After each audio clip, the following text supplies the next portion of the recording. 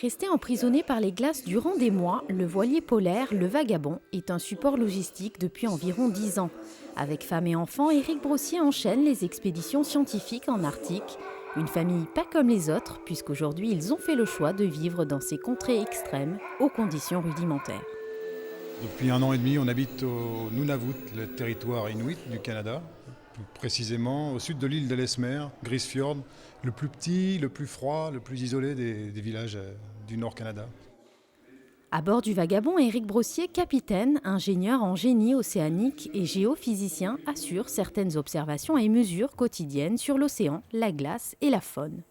On travaille pour des océanographes et glaciologues qui cherchent à accumuler, améliorer leurs connaissances, accumuler des données, des observations, des mesures pour essayer d'affiner les modèles et de savoir où on va. Et pour mieux connaître, mieux envisager l'avenir, on a besoin d'observer un monde en mutation permanente. Tout le monde en entend parler et donc on a besoin de ces données de terrain et c'est la mission qu'on s'est donnée avec Vagabond.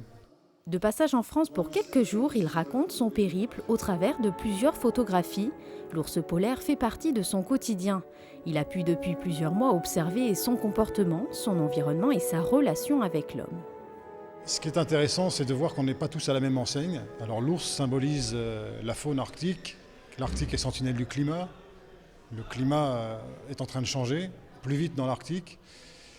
L'ours s'adapte, se réadapte, évolue. Certaines populations, certaines sous-groupes d'ours vont bien, s'adaptent mieux que les autres. Les hommes, ce sera pareil. Et donc profitons de cette avance de l'Arctique sur le reste du monde pour essayer de comprendre et de faire les bons choix. Éric Brossier a mis en place un camp de base scientifique unique en son genre.